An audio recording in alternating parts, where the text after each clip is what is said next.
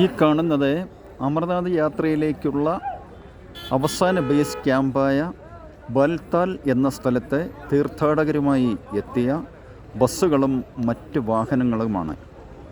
ഇതിൽ നിന്ന് തന്നെ മനസ്സിലാക്കാം ഇവിടെ എത്രമാത്രം ജനങ്ങളാണ് എത്തിച്ചേരുന്നത് എന്നുള്ളത്.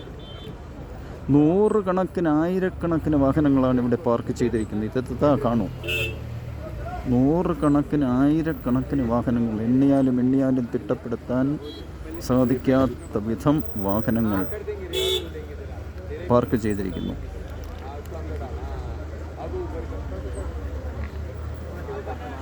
ഇതാ പാർക്ക് ചെയ്തിരിക്കുന്ന വാഹനങ്ങൾ കാണുക, വ്യക്തമായി കാണുക. ഇതിൽ നിന്ന് തന്നെ മനസ്സിലാക്കാവുന്നതാണ് എത്രമാത്രം ജനങ്ങളാണ്, തീർത്ഥാടകരാണ് ഇവിടെ എത്തിച്ചേരുന്നത് എന്നുള്ളത്.